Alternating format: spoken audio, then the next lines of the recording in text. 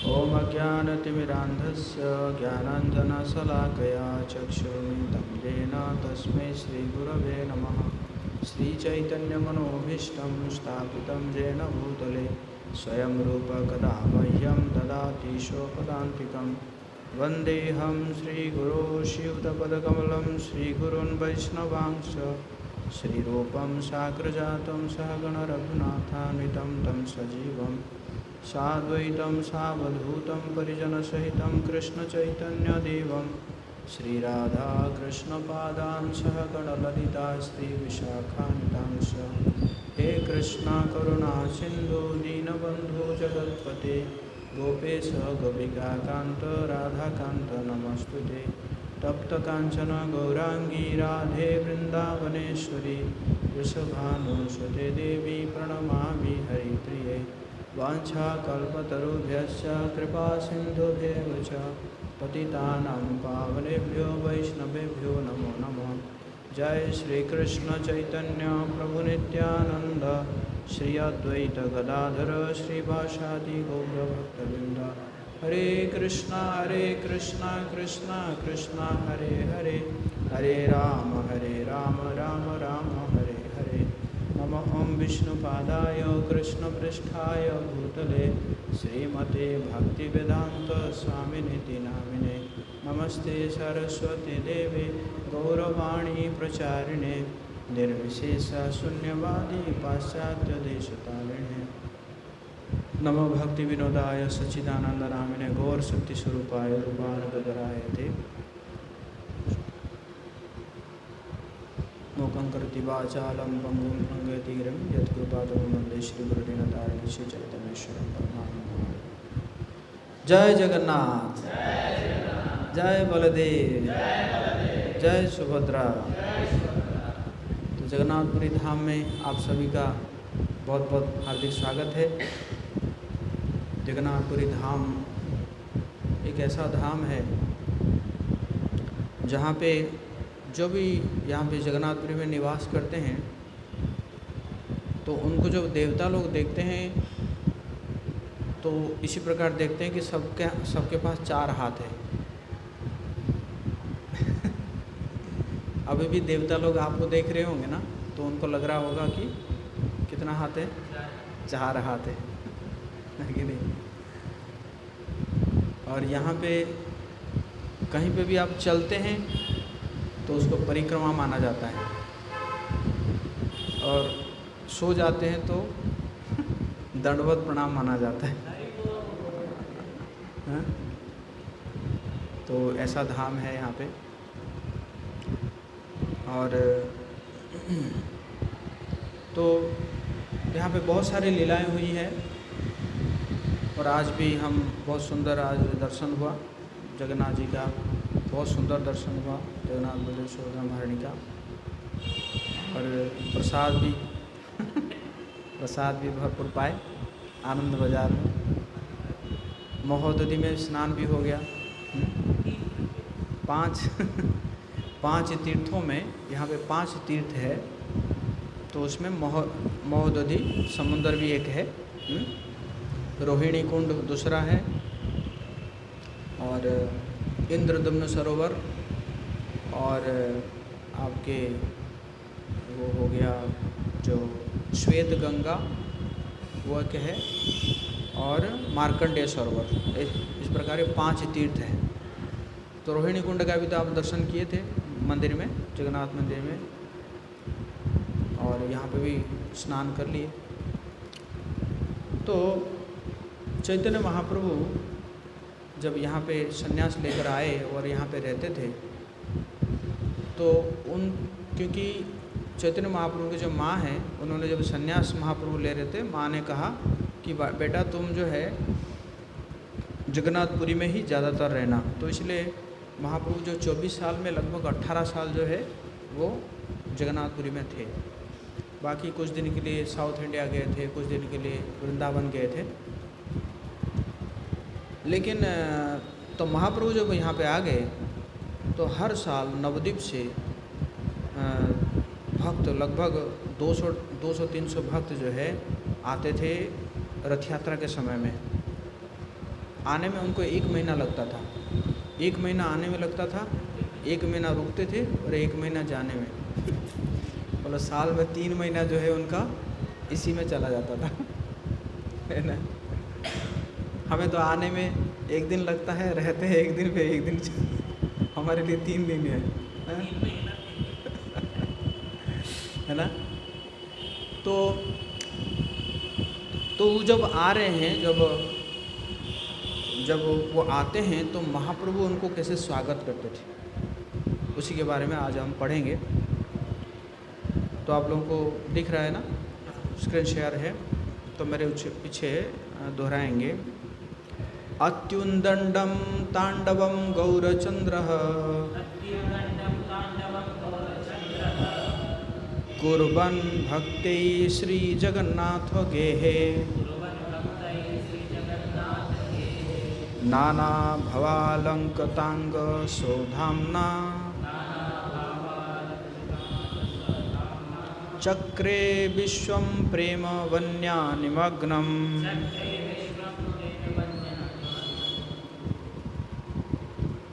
श्री चैतन्य महाप्रभु ने जगन्नाथ मंदिर के भीतर अपना सुंदर नृत्य करके सारे जगत को प्रेम के सागर में निमग्न कर दिया। उन्होंने बहुत ही अच्छी तरह से ऊंचे उछलकर नृत्य किया। तो इस प्रकार महाप्रभु, और आप सब देखे होंगे महाप्रभु का भी चरण स्थापित है कहाँ पे, जो है जगन्नाथ मंदिर के अंदर। और महाप्रभु का एक विग्रह भी है, षडभुज गौरांग विग्रह जो है ना, वो दक्षिण द्वार के तरफ है। महाप्रभु का एक विग्रह भी हो वहाँ पे। ओके, जय जय श्री चैतन्य जय नित्यानंद,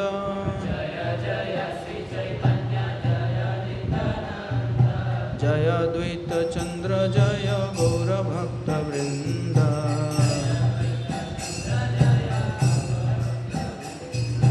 आरदीन सार्वभौम कहे प्रभु स्थाने,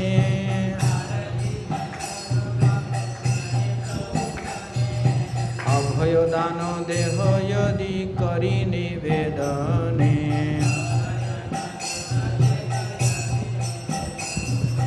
प्रभु कहे कह तुमी नाही किछु भय,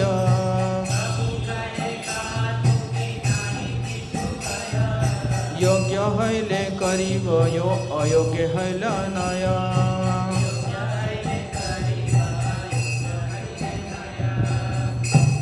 तो क्या हुआ कि एक दिन सार्वभौमाचार्य आए और सार्वभौमाचार्य ने कहा कि मैं ना कुछ आपको बोलना चाहता हूँ, मतलब कुछ मांग करना चाहता हूँ। महाप्रभु को बोले मैं कुछ मांग करना चाहता हूँ, और लेकिन मुझे डर लग रहा है, आपको वो चीज़ मांगने में डर लग रहा है। तो महाप्रभु ने कहा आप निडर होकर बताइए, अगर मानने लायक होगा तो मानूंगा, मानने लायक नहीं होगा तो नहीं मानूंगा, अस्वीकार कर दूंगा। सार्वभौम कहे एई प्रताप रुद्र राय,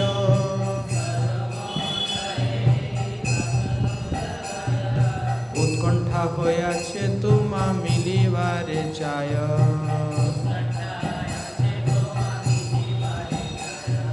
कर्णे हस्त दिया प्रभु स्मरे नारायण,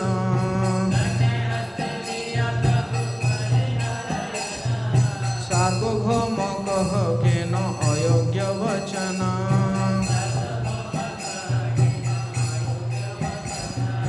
विरक्ति सन्यासी अमर राज दर्शन,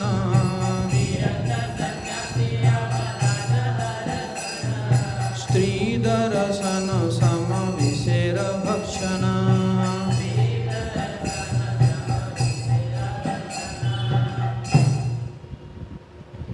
तो सार्वभौमाचार्य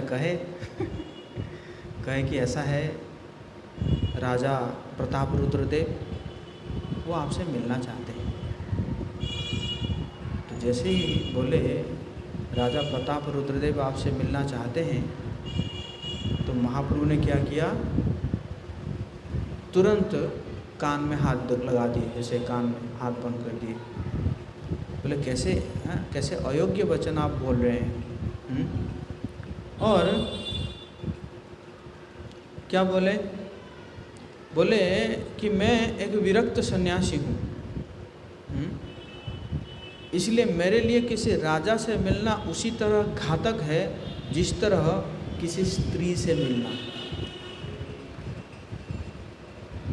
तो महाप्रभु का जो सन्यास का जो स्टैंडर्ड था वो बहुत ही हाई स्टैंडर्ड था। कह रहे हैं कि इन दोनों से मिलना विष पान करने के तुल्य है। महाप्रभु क्या सोचते थे, या तो राजा को मिलना या तो स्त्री को मिलना, मिलने का मतलब है जहर पीना के बराबर है।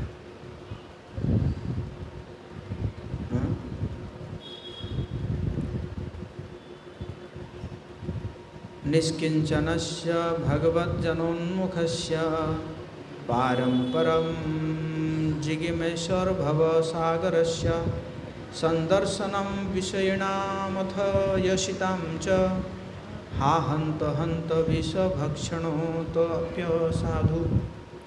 अत्यधिक शोक प्रकट करते हुए महाप्रभु ने सार्वभौम भट्टाचार्य को बतलाया, हाय जो व्यक्ति भव सागर को पार करना चाहता है, मेरे पीछे बोलिए, हाय जो व्यक्ति भव सागर को पार करना चाहता है और बिना किसी भौतिक हेतु के भगवान की दिव्य प्रेममयी सेवा में लगना चाहता है, उसके लिए इंद्रिय तृप्ति में लगे भौतिकतावादी अथवा ऐसी ही रुचि रखने वाली स्त्री को देखना जानबूझकर विष खाने से भी अधिक निंदनीय है।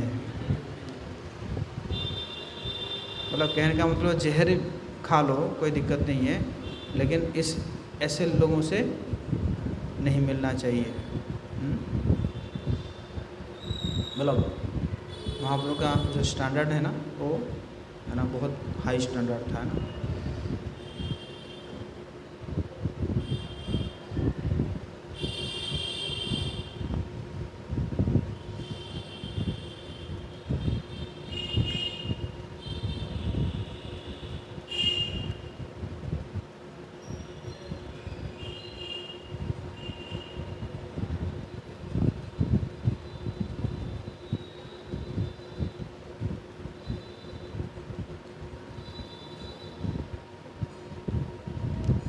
तो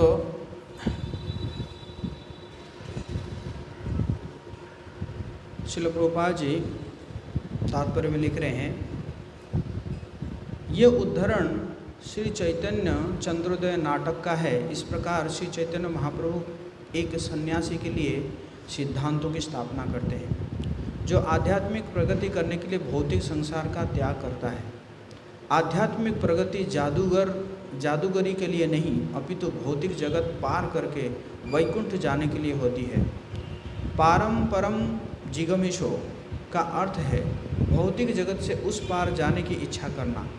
कहते हैं कि वैतरणी नाम की एक नदी होती है जिसके इस पार भौतिक जगत है और उस पार आध्यात्मिक जगत है। आप देखें ना, जो स्पिरिचुअल वर्ल्ड का हम देखते हैं ना, मैप देखते हैं, तो भौतिक जगत के बाद कौन सा है? वैतरणी नदी है, और वैतरणी नदी के ऊपर आध्यात्मिक जगत है। तो इसलिए उस वैतरणी नदी को जो है भवसागर कहा गया है, अर्थात जन्म मृत्यु की पुनरावृत्ति का सागर। आध्यात्मिक जीवन का लक्ष्य जन्म मृत्यु की इस पुनरावृत्ति को रोकना और वैकुंठ में प्रवेश करना है, जहाँ मनुष्य शाश्वत रूप से आनंदपूर्वक रह सके। दुर्भाग्यवश सामान्य जनों को आध्यात्मिक जीवन या वैकुंठ लोक की कोई भी जानकारी नहीं है। भगवद गीता में वैकुंठ लोक का वर्णन मिलता है, परस्तमास्तु भवन्यो व्यक्तो व्यक्ता सनातनः यः स सर्वेषु भूतेषु नश्यत्सु न विनश्यति। एक दूसरी भी अव्यक्त प्रकृति है जो शाश्वत है और इस व्यक्त और अव्यक्त पदार्थ से परे है। यह परम पुण्य है और कभी विनष्ट नहीं होती। जब यह संसार विनष्ट हो जाता है तब यह जैसी की तैसी बनी रहती है। इस तरह इस भौतिक जगत के परे आध्यात्मिक प्रकृति है जो शाश्वत है।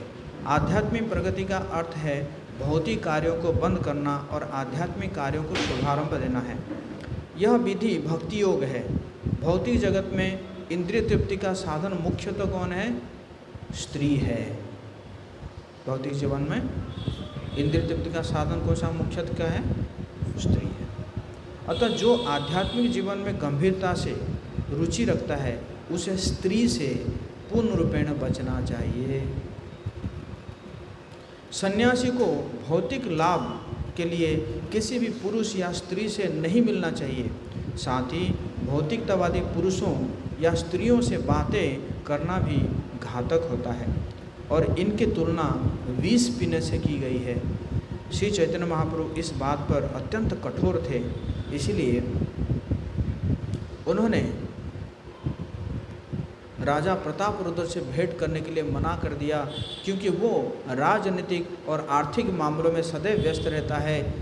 महाप्रभु ने सार्वभौम भट्टाचार्य जैसे अपने मित्र और भक्त के अनुरोध को भी ठुकरा कर राजा से मिलना अस्वीकार कर दिया। सार्वभौम भट्टाचार्य जो है बहुत ही मित्र थे, मतलब बहुत ही निजी थे, बट उनके जो रिक्वेस्ट को भी उन्होंने क्या कर दिया? महाप्रभु ने रिजेक्ट कर दिया। तो महाप्रभु जो है यहाँ पे क्या शिक्षा दे रहे हैं? राजा क्या है? भौतिकतावादी व्यक्ति है ना राजा, क्योंकि उसको क्या करना है, उसको मतलब एकदम बहुत ज़्यादा मेटेरियलिस्टिक काम में वो लगा रहता है ना। और दूसरी कौन है? स्त्री है। तो महाप्रभु का ये जो स्टैंडर्ड है, हालांकि ये स्टैंडर्ड को हम लोग अभी पालन नहीं कर सकते हैं, है ना, लेकिन कम से कम हमारा ये रहना चाहिए कि एक ना एक दिन हमें ये स्टैंडर्ड को फॉलो करना पड़ेगा, अगर हम इस भवसागर से पार होना चाहते हैं तो। इसलिए कलयुग में संन्यास लेना वर्जित था। कलयुग में क्या है? संन्यास लेना वर्जित था, क्योंकि ऐसे स्टैंडर्ड को फॉलो करना मुश्किल है। लेकिन श्रील भक्ति सिद्धांत स्वरूप प्रभुपाद जी उन्होंने ये शुरू किया प्रीचिंग पर्सपेक्टिव से। भक्ति सिद्धांत प्रभुपाद जी से पहले नहीं था, लेकिन भक्ति सिद्धांत प्रभुपाद जी ने इसको शुरू किया किस लिए? प्रीचिंग पर्सपेक्टिव ना, क्योंकि संन्यास कोई लेता है ना तो उसका जो है ना बहुत आदर बढ़ जाता है ना। अब लोग सब इतना समय स्नान कर लिए, अब सब सो रहे हैं क्लास में, हैं? इतना समय स्नान करने की क्या आवश्यकता थी? होते रेस्टिंग करने के लिए जब समय दिया गया था, क्यों रेस्ट नहीं किया आप लोग? हैं?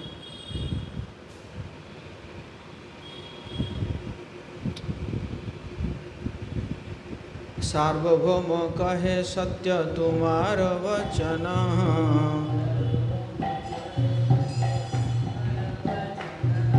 जगन्नाथ सेवक राजा किंतु भक्तोत्तम।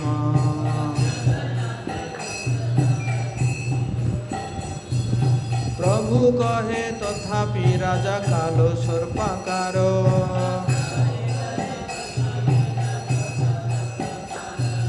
काष्ठ नारी स्पर्शे ये छे उपजे विकार।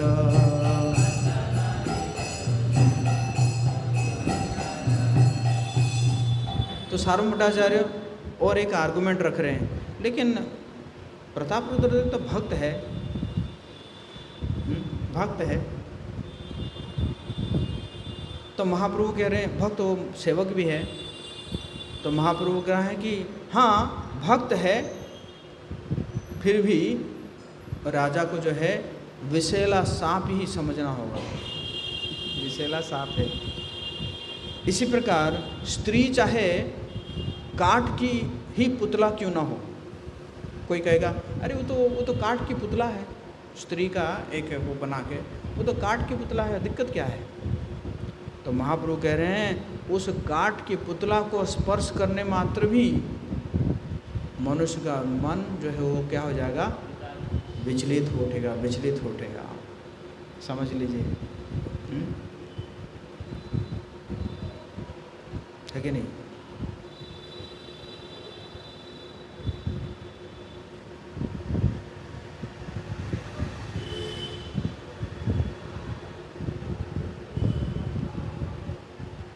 तो श्रील प्रभुपाद जी कह रहे हैं, श्रील प्रभुपाद की चाणक्य पंडित ने अपने नैतिक शिक्षाओं में कहा है, त्यज दुर्जन संघर्ष संसर्ग भज साधु समागमम। इसका अर्थ है मनुष्य को भौतिकतावादी लोगों की संगति त्याग देनी चाहिए और आध्यात्मिक दृष्टि से उन्नत लोगों की संगति करनी चाहिए। भौतिकतावादी व्यक्ति कितना ही योग्य क्यों न हो, वो विषैले सर्प से अधिक अच्छा नहीं है। हर व्यक्ति जानता है कि सांप भयानक और विषैला होता है और जब इसका फन मणियों से अलंकृत होता है तब भी वो कम विषैला या कम घातक नहीं होता, है ना। सांप के अगर ऊपर मणि है तो हम कहेंगे ना ना ना, ये तो मणि है, ये साधु होगा लेकिन ऐसा नहीं है, हैं? तो हर व्यक्ति जानता है कि सांप भयानक तथा विषैला होता है। जब इसका फण मणियों से अलंकृत होता है तब भी वो कम विषैला, कम घातक नहीं होता। इसलिए भौतिकतावादी व्यक्ति कितना ही योग्य क्यों ना हो, वो मणियों से अलंकृत सर्प से अधिक अच्छा नहीं है। अतः ऐसे भौतिकतावादी व्यक्तियों के साथ व्यवहार करते समय सावधान रहना चाहिए।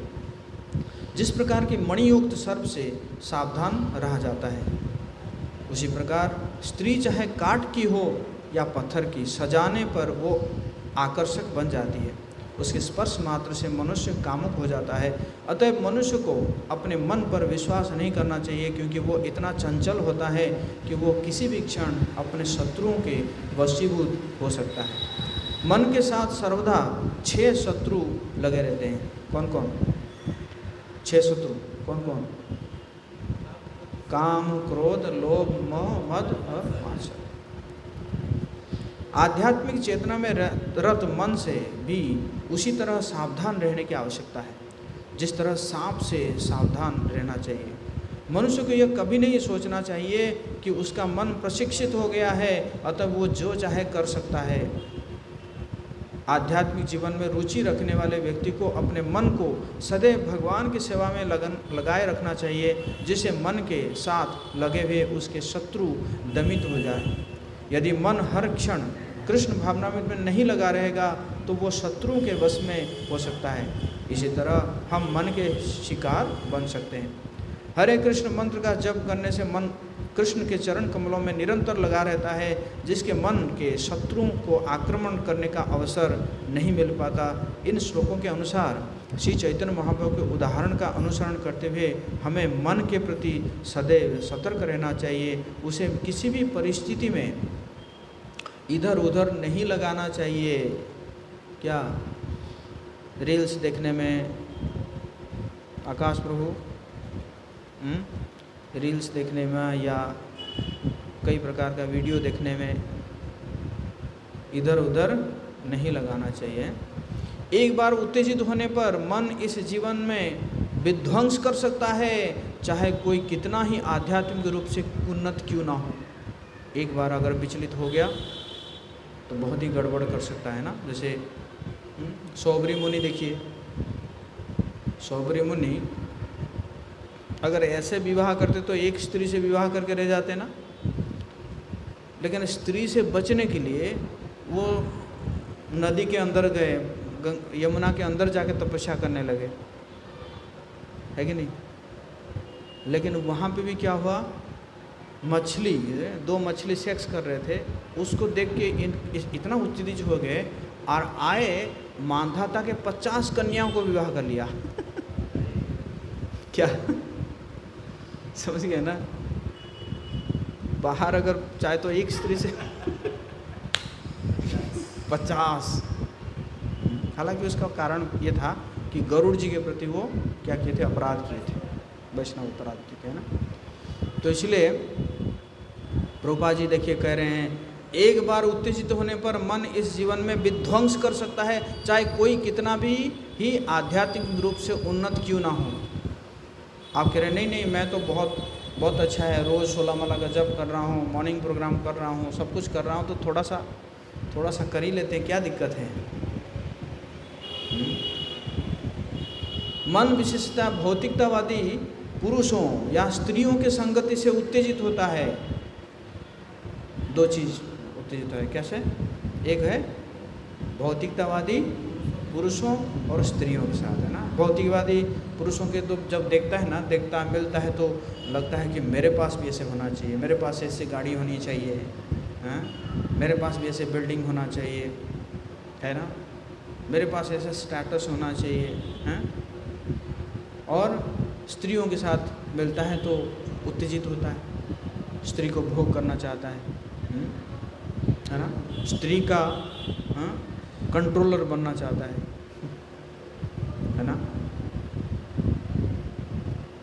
इसलिए श्री चैतन्य महाप्रभु ने अपने निजी आचरण के द्वारा हर एक को सचेत करते हैं कि भौतिकतावादी पुरुष या स्त्री से भेंट करने से बचा जाए।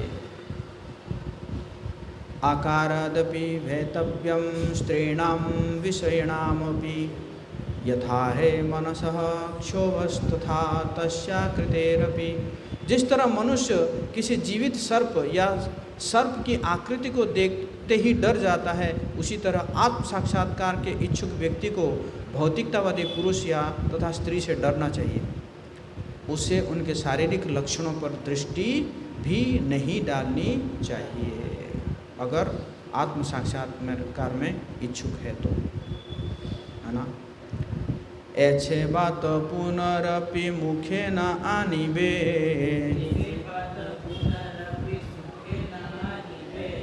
कह यदि तबे आमाय एथा न देखिबे।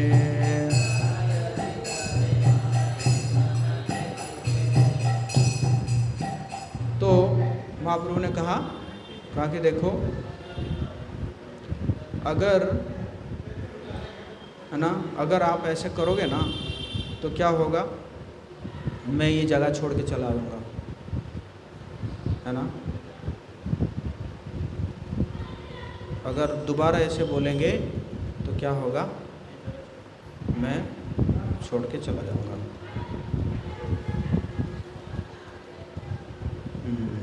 भय पाया सार्वभौम निज घरे गेला,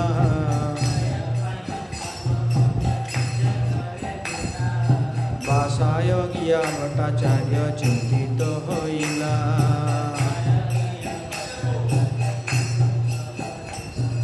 हेन काले प्रताप रुद्र पुरुषोत्तमे आइला,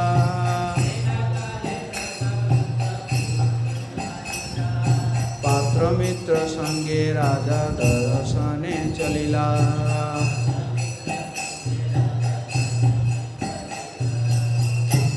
तो सार्वभौमाचार्य जब सुने तो क्या हुआ कि उन्होंने जो है बहुत चिंतित हो गए। एक तो राजा भक्त है, मिलना चाहता है, और महाप्रभु मना कर रहे हैं, तो क्या करें, चिंता में पड़ गए। और उसी समय प्रताप रुद्र जो है वो पुरी में आए।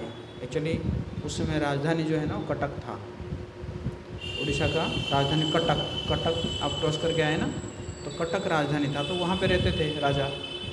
तो यहाँ पे आए, जगन्नाथपुरी आए। रामानंद राय आइला गजपति संगे,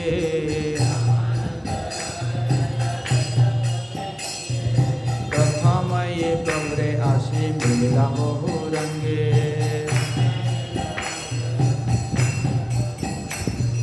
राय प्रणति कैल प्रभु कैल आलिंगन,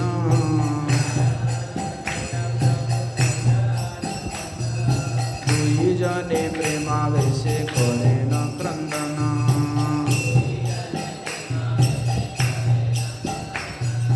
राय संगे प्रभुर देखी स्नेह व्यवहार,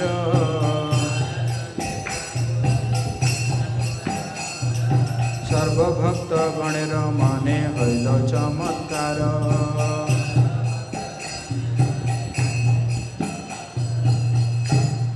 तो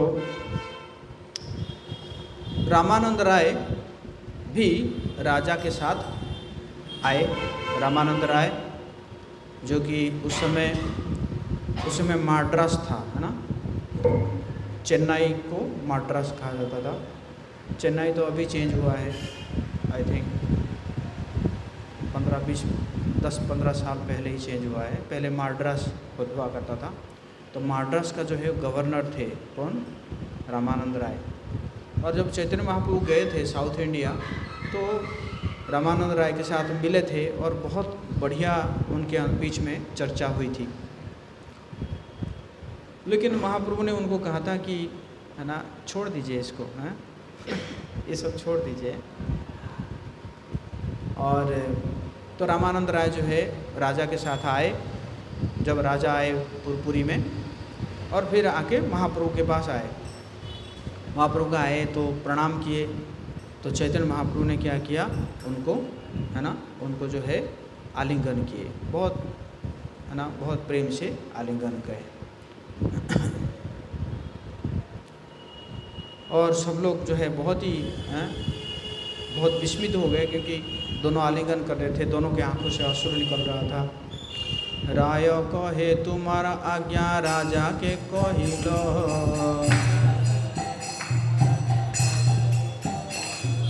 तुम्हारा इच्छा राजा मोर विषय छड़ाइलो।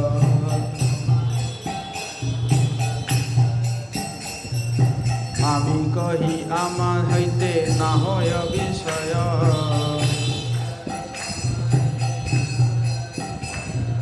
चैतन्य चरण रहो यही आज्ञा होय।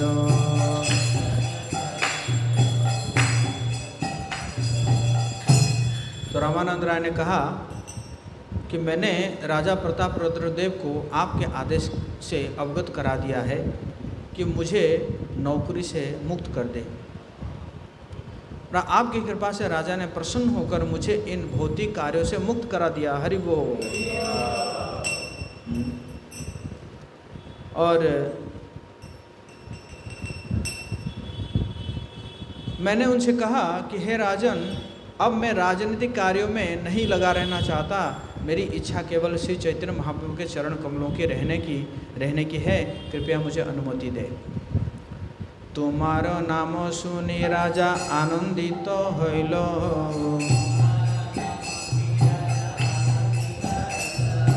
आसन हईते उठी मोरे आलिंगन पैलो।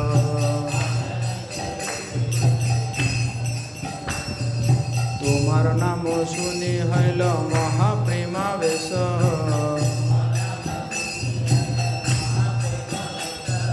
मोर हाथे धरी करे प्रीति विशेष।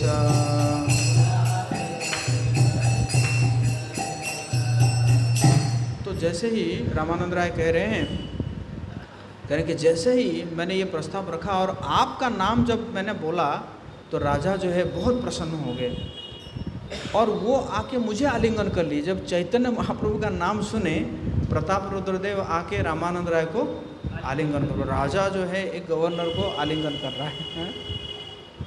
और जैसे ही मैंने आपका नाम बोला ना, तो वो तो प्रेमावेश में आ गए और मेरा हाथ पकड़ के बहुत ही मीठी मीठी बात करने लगे, है ना।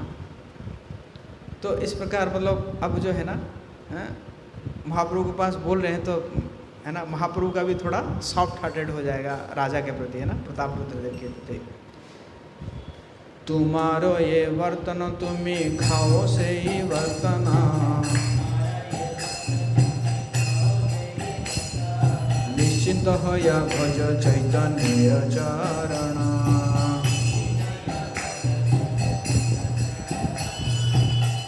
बोले कि कोई काट छाट नहीं किए, पेंशन जो है पूरा दे दिए है कि नहीं। बीच में छोड़ने से क्या होता है, पेंशन कट जाता है ना। लेकिन उनका पूरा पेंशन जो है पूरा दे दिए और दे के जाओ आप जो है चैतन्य महाप्रभु के चरणों की सेवा करो, है ना। आमी छारो योग्य नहीं तारो दर्शने,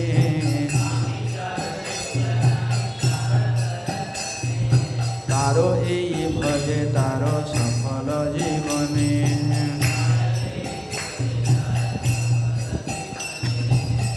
देखो महाराज प्रताप रुद्रदेव कैसे कह रहे हैं, क्या कह रहे हैं? मैं अत्यंत पतित हूँ और गरीब हूँ। कौन बोल रहे हैं?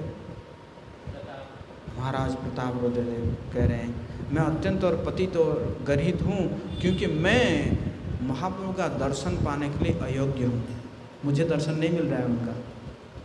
और जो व्यक्ति उनकी सेवा में लगता है उसका जीवन सफल हो जाता है। गौरांग परम कृपालु तेह ब्रजेंद्र नंदना,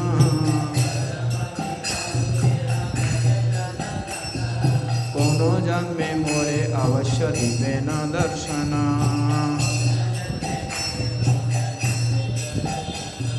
ये ताहार प्रेम आरती देखिलु तुमाते,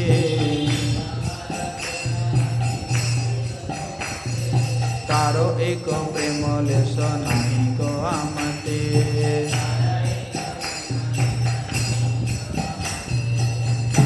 राजा ने कहा महाप्रभु नंद के पुत्र कृष्ण हैं, वे अत्यंत कृपालु है और मैं आशा करता हूँ कि मुझे अगले जन्म में वो अवश्य दर्शन देंगे। इतनी आशा है राजा होकर है। अवश्य राखी वे कृष्ण विश्वास पालन, विश्वास हाँ जरूर करेंगे, कृपालु है, कृपालु है ना, दर्शन देंगे। हैं? और रामानंद राय कह रहे हैं, महाप्रभु को कह रहे हैं मैं सोचता हूँ मुझ में महाराज प्रताप रुद्र के प्रेम का एक अंश भी नहीं है। रामानंद राय महाप्रभु को कह रहे हैं देखिए प्रताप रुद्र देव का जो प्रेम है उसका तो एक अंश भी मेरे पास नहीं है। प्रभु कहे तुमी कृष्ण भक्त प्रधान,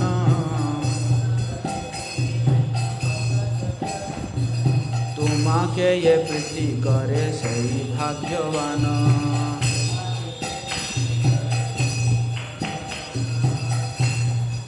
तो महाप्रभु कह रहे हैं कि हे रामानंद राय आप कृष्ण के भक्तों में अग्रणी है हो, अतएव जो आपसे प्रेम करता है वो निश्चित रूप से अत्यंत भाग्यशाली है। तो कहने का मतलब है अगर प्रताप रुद्रदेव आपको प्रेम कर रहे हैं इसका मतलब प्रताप रुद्रदेव भी बहुत भाग्यशाली है। तुमाते ये यत प्रीति हईल राजार,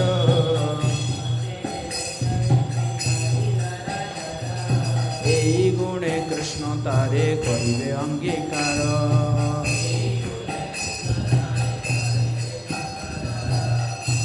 क्योंकि राजा आप पर इतना प्रेम दर्शाया है, प्रताप रुद्रदेव रामानंद राय के ऊपर प्रेम दर्शाया है, तो कह रहे हैं अतः भगवान कृष्ण उसे अवश्य स्वीकार करेंगे। अरे वो तो कृष्ण कौन है? वही है कि नहीं? ये मे भक्त जनाः पार्थ न मे भक्ताश्च ते जनाः, मद्भक्तानां च ये भक्तास्ते मे भक्त तमामतः। मतलब महाप्रभु जो है कोट कर रहे हैं आदि पुराण से। ये मैं कल किया था, मैं यही इसी को पढ़ते पढ़ते किया था। भगवान कह रहे हैं अर्जुन को जो मेरे प्रत्यक्ष भक्त है वे वास्तव में मेरे भक्त नहीं है, किंतु जो मेरे दास के भक्त है वे सचमुच मेरे भक्त है। बोले हरि बोल। फिर दोबारा कह रहे हैं आदरः परिचर्यायां सार्वंगैरभिवंदनम मद्भक्त पूजाभ्यधिका सर्वभूतेषु मन्मति।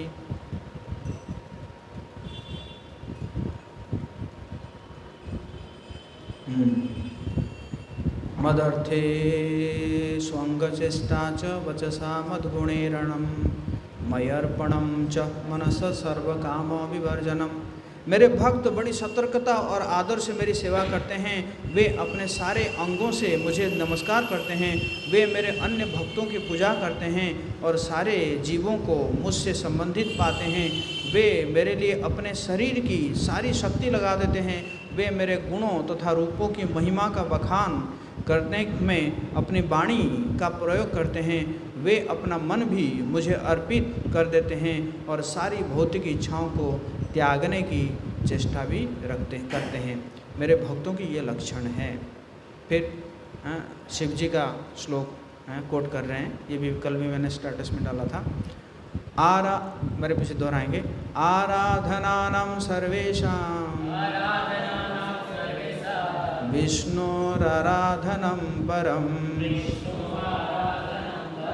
तस्मात् परतरं देवी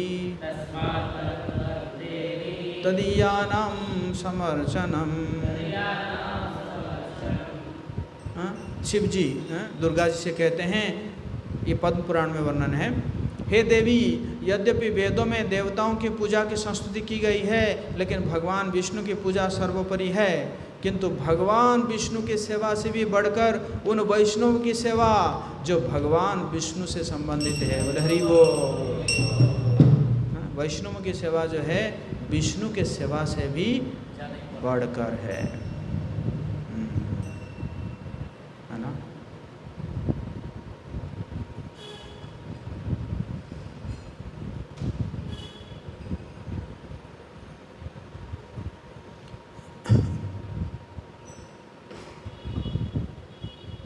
दुर्पाहल्प तपसः सेवा वैकुंठवर्त्मसु यत्रोपगीयते नित्यं देव देवो जनार्दनः।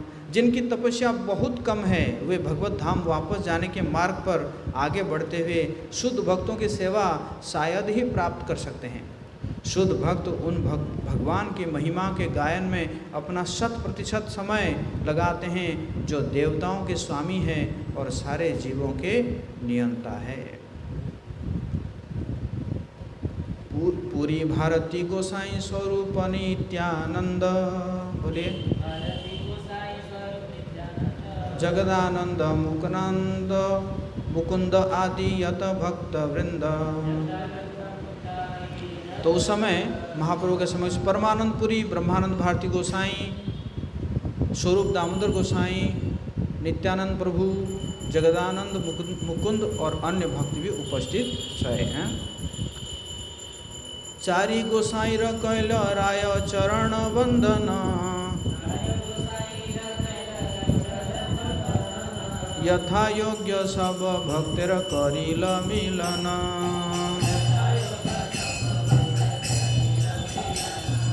प्रभु को ए राय देखले कमल नयन,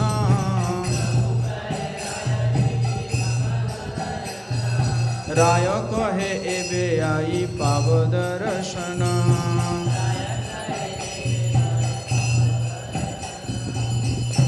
तो रामानंद राय बाकी जो 4 गुरु थे उनको नमस्कार किया, है ना, प्रणाम किया। और उसके बाद क्या बेटा, तो उसके बाद महाप्रभु कहे कि जगन्नाथ जी का दर्शन किया आपने?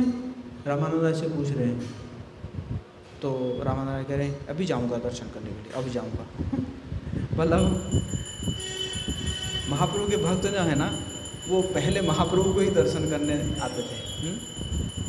तो महाप्रभु ने कहा, प्रभु कहे राय तुम्हें के कार्य करिले,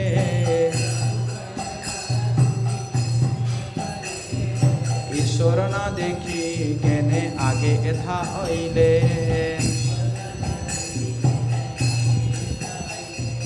राय कहे चरण रथ हृदय सारथी,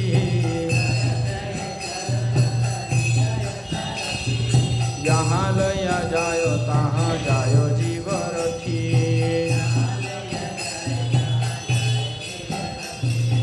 आप उनका ऐसे कैसे कर दिया आपने?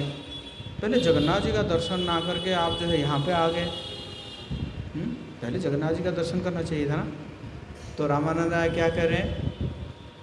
कह रहे हैं कि देखिए, चरण तो रथ है और हृदय जो है सारथी है।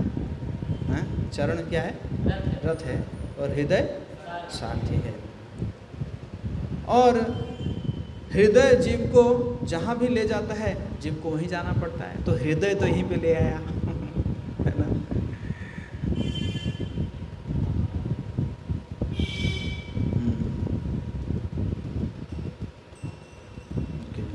आमी की करीब मन इहालया आइल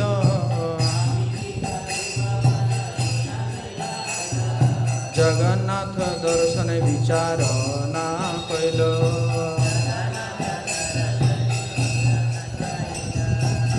बोले मैं क्या कर सकता हूँ, मैं मतलब मुझे तो हृदय जो है यहीं पे ले आया,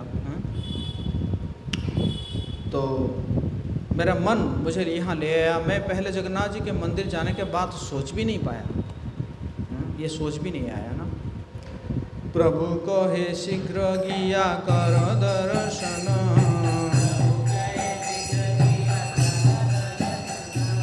एछे घर जाई कर कुटुंब मिलन।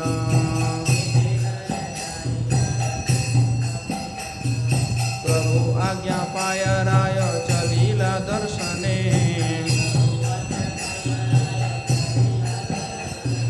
रायर प्रेम भक्ति रीति बुझे कौन जने।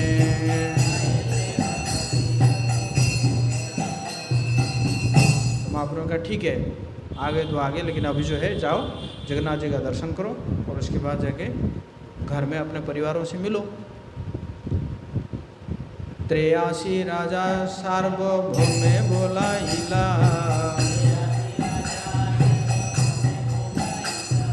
सार्वभौम नमस्कारी ताहारे पूछिला।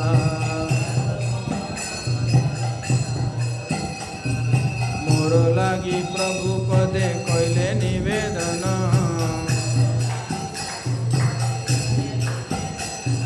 सार्वभौम कहे कैनु अनेक यतन।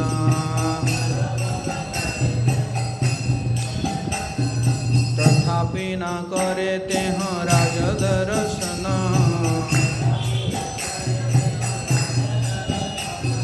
क्षेत्र छाड़ी जावे न पुनः यही करी निवेदन।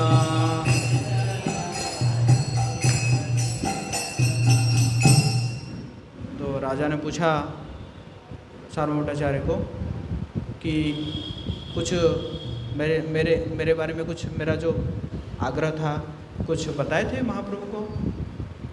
तो सार्वभौमाचार्य ने बहुत प्रयास किया, मैंने बहुत प्रयास किया और बोले कि अगर ज़बरदस्ती करोगे तो मैं ये जगह छोड़ के चला जाऊंगा। सुनिया राजा रमने दुख उपजिल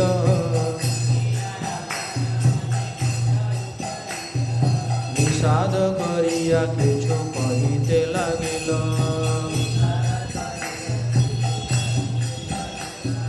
पापी नीच उद्धारिते तार अवतार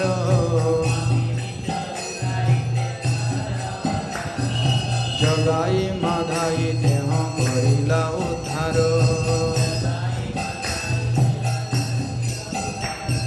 प्रताप रुद्र छाड़ी करिबे जगन निस्तार जगत निस्तार एही प्रतिज्ञा करी करी आछेन अवतार।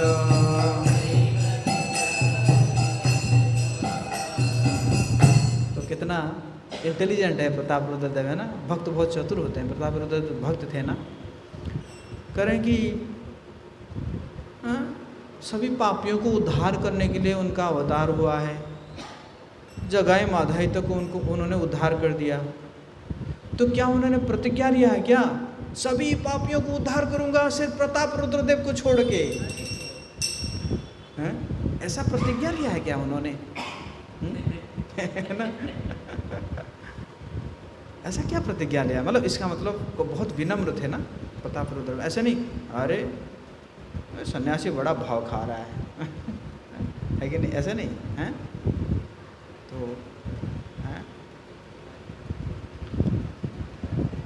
तो इसी प्रकार के जो मूड होता है तो भगवान जो है क्या करते हैं, भगवान फिर है ना, फिर है ना उनको दर्शन देते हैं।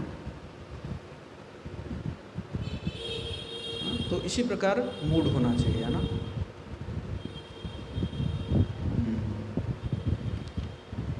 अदर्शनीय नानपि नीच जातिन संवीक्षते हंत तथापि नो मां मदेकवर्जं कृपयिष्ये इति ते निर्णय किं स्वावतार देवः। हाय, क्या श्री चैतन्य महाप्रभु ने यह निर्णय लेकर अवतार लिया है कि मेरे अतिरिक्त अन्य सबका उद्धार करेंगे। वे अपनी कृपा दृष्टि ऐसे अनेक निम्न जाति के व्यक्तियों पर डालते हैं जिन्हें देखना भी वर्जित है। इतने निम्न लोगों के ऊपर दर्शन डालते हैं, लेकिन मेरे ऊपर नहीं डाल रहे हैं, है कि नहीं? आकाश प्रभु, आकाश प्रभु थोड़ा नजर डालिए हमारे ऊपर। तार प्रतिज्ञा मोरे ना करिबे दर्शन,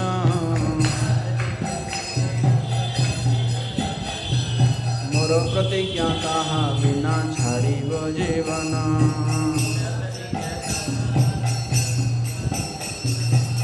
देखिए महाराज प्रताप रुद्रदेव कितना बड़ा प्रतिज्ञा ले रहे हैं। अगर महाप्रभु ने मुझे नहीं देखने का संकल्प लिया है तो मैं भी प्रतिज्ञा कर रहा हूँ, उनका दर्शन नहीं पाऊंगा तो मैं अपना जीवन त्याग कर दूंगा। बोले हरि बोल, है ना? है कि नहीं? यदि से ये महाप्रभु ना पाई कृपा धन,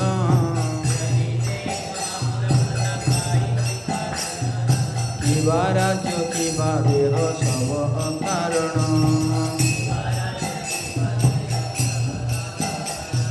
यदि मुझे श्री चैतन्य महाप्रभु की कृपा प्राप्त नहीं होती तो मेरा शरीर, मेरा राज्य निश्चित रूप से व्यर्थ है। तो प्रभुपाद जी देखिए कितने सुंदर यहाँ पे परपट लिख रहे हैं। इसलिए प्रभुपाद की यह दृढ़ व्रत का सर्वोत्तम उदाहरण है, जिसे पूर्ण पुरुषोत्तम भगवान की कृपा प्राप्त नहीं हो पाती उसका जीवन व्यर्थ है। श्रीमद् भागवत में कहा गया है, पराभवस्तावत् बोधजातो यावन जिज्ञासत आत्मतत्वम। यदि कोई आध्यात्मिक जीवन के बारे में जिज्ञासा नहीं करता तो उसका सब कुछ क्या हो जाता है? व्यर्थ हो जाता है। आध्यात्मिक जिज्ञासा के बिना हमारा श्रम तथा हमारे श्रम का लक्ष्य समय के अपव्यय मात्र है। एतो सुनी सार्वभौम हईला चिंतित,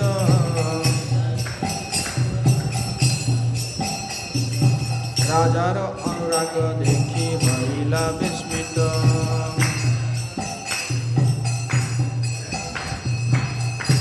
तो राजा जो है बहुत चिंतित हो गए, सार्वभौम भट्टाचार्य बहुत चिंतित हो गए। मतलब सार्वभौम भट्टाचार्य बीच में महाप्रभु दर्शन देना नहीं चाहते हैं, मिलना नहीं चाहते हैं, और राजा कह रहे हैं अगर महाप्रभु का दर्शन नहीं मिलेगा तो मैं अपना प्राण त्याग दूंगा। तो सार्वभौम भट्टाचार्य कुछ सोच रहे हैं, है ना? और तो श्रील प्रभुपाद जी लिख रहे हैं, सार्वभौम भट्टाचार्य विस्मित है क्योंकि भौतिक भोग में लिप्त रहने वाले दुनियावी व्यक्ति के लिए ऐसा संकल्प कर पाना संभव नहीं है। राजा को भौतिक आनंद लेने के लिए प्रचुर अवसर प्राप्त था, किंतु वे सोच रहे थे कि यदि उन्हें महाप्रभु के दर्शन नहीं होते तो सब कुछ व्यर्थ है। यह विस्मित होने के लिए पर्याप्त कारण है। श्रीमद् भागवत में कहा गया है, भक्ति को अहेतु की होना चाहिए। कोई भी भौतिक अवरोध वास्तव में भक्ति की प्रगति को नहीं रोक सकता। यह भक्ति चाहे सामान्य व्यक्ति द्वारा संपन्न हो चाहे राजा द्वारा, प्रत्येक दशा में भगवत भक्ति सदैव पूर्ण होती है, चाहे भक्त किसी भी भौतिक पद पर हो। भक्ति इतनी उच्च होती है कि किसी भी पद पर रहते हुए इसे संपन्न किया जा सकता है। हाँ, मनुष्य को दृढ़ व्रत होना चाहिए। क्या होना चाहिए? दृढ़ व्रत होना चाहिए। बोलिए मेरे पीछे, मनुष्य को दृढ़ व्रत होना चाहिए। स्ट्रॉन्ग डिटर्मिनेशन है, स्ट्रॉन्ग डिटर्मिनेशन। जैसे महाराज प्रताप रुद्रदेव का स्ट्रॉन्ग डिटर्मिनेशन, अगर दर्शन नहीं मिलेगा महाप्रभु का तो मैं अपना ये प्राण त्याग दूंगा, है ना? इस प्रकार, है ना?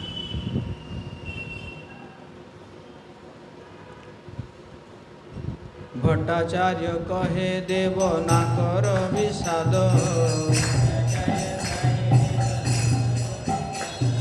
तुम तुम्हारे प्रभुर अवश्य होइबे प्रसाद।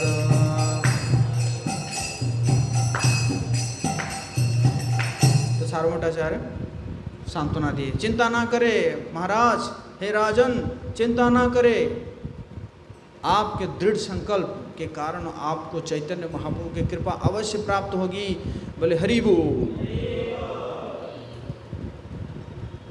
राजा प्रताप रुद्र के दृढ़ संकल्प के कारण भट्टाचार्य ने भविष्यवाणी कर दी कि राजा को अवश्य ही महाप्रभु की कृपा प्राप्त होगी। चैतन्य चैतामृत में अन्य जगह में कहा गया है, गुरु कृष्ण प्रसादे पाए भक्ति लता बीज। सार्वभौम भट्टाचार्य यहाँ पे क्या है, गुरु के रूप में है ना, गुरु के रूप में है महाराज प्रताप रुद्र देव के। गुरु तथा कृष्ण की कृपा से मनुष्य को भक्ति का बीज प्राप्त होता है। भट्टाचार्य राजा प्रताप रुद्र के देव के गुरु थे। उन्होंने आशीर्वाद दिया कि महाप्रभु राजा पर कृपालु होंगे। गुरु तथा कृष्ण की कृपा मिलकर कृष्ण भावनामृत में लगे भक्त को सफलता दिलाती है। इसकी पुष्टि वेदों में भी होती है। मेरे पीछे दोहराएंगे, यस्य देवे परा भक्ति यथा देवे तथा गुरौ तस्यैते कथिता ह्यर्थः प्रकाशन्ते महात्मनः। जिन महात्माओं की भगवान तथा गुरु दोनों में अटूट श्रद्धा होती है, उन्हीं को सारा वैदिक ज्ञान स्वतः प्रकट हो जाता है। किन में अटूट श्रद्धा होती है? किन में? अभी जो पढ़ा उसी को तो रिपीट करो ना। भगवान तथा गुरु में अटूट श्रद्धा। महाराज प्रताप रुद्र को भट्टाचार्य पर अटूट श्रद्धा थी, क्योंकि भट्टाचार्य ने श्री चैतन्य महाप्रभु को भगवान घोषित कर दिया था। भट्टाचार्य अपने पर अपने गुरु के रूप में अटूट श्रद्धा होने के कारण राजा प्रताप रुद्र ने तुरंत ही श्री चैतन्य महाप्रभु को भगवान के रूप में स्वीकार कर लिया और श्री चैतन्य महाप्रभु की मन ही मन पूजा करनी शुरू कर दी। भक्ति की यही विधि है। भगवत गीता में भगवान कृष्ण के अनुसार, मेरे पीछे दोहराइए, मन मना भव मद भक्तो मदिजाजी माम नमस्कुरु मामे वैश्यसि युक्ते वे महात्मानं मत्परायणः। तुम अपने मन को सदैव मेरे चिंतन में लगाओ, मेरे भक्त बनो, मुझे नमस्कार करो।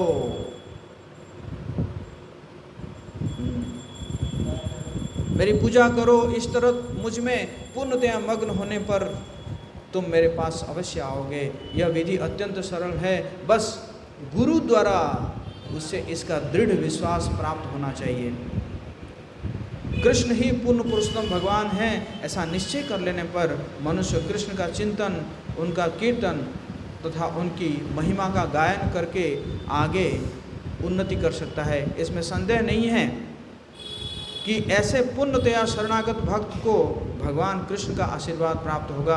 श्रील सार्वभौम भट्टाचार्य इसकी और अधिक व्याख्या करते हैं।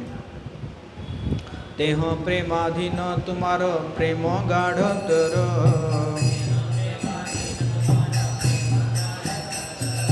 अवश्य करिबे न कृपा तुम्हारो ऊपर।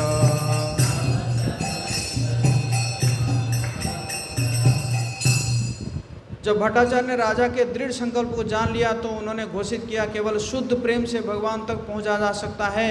श्री चैतन्य महाप्रभु के प्रति आपका प्रेम अत्यंत गहरा है, अतएव वे आप पर अवश्य कृपा करेंगे। तो प्रभुपाद जी कह रहे हैं, ये पे इसी को पढ़ के हम विराम देंगे। ऐसा संकल्प पहली योग्यता है। क्या है ऐसा संकल्प? द फर्स्ट क्वालिफिकेशन, जो डिटर्मिनेशन है ना, इसकी पुष्टि रूप गोस्वामी ने उपदेशामृत में की है उत्साह निश्चय धैर्य।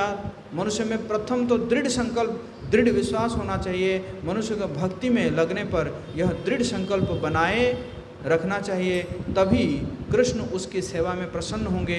गुरु तो भक्ति का मार्ग दिखला सकता है। यदि शिष्य इन सिद्धांतों का पालन बिना विचलित हुए दृढ़तापूर्वक करता है तो उसे कृष्ण कृपा अवश्य प्राप्त होगी। इसकी पुष्टि शास्त्रों में से होती है। हरे कृष्णा कृष्णा कृष्णा हरे हरे, हरे राम राम राम। इसका अगला सत्र हम कल करेंगे दीघा में। श्री श्री जगन्नाथ बलदेव सुभद्रा सुदर्शन की, श्री श्री चैतन्य महाप्रभु की, गौर भक्त वृंद की, श्री चैतन्य चैतामृत की, श्रील कृष्णदास कविराज गोस्वामी की, श्री श्री राधा गिरिधारी की, श्रीमान महाप्रभु की, श्रील भक्ति विनोद ठाकुर की, जगत गुरु श्रील प्रभुपाद की, आप सब गौर भक्त वृंद की, जय गौर सीतानाथ प्रेमानंद।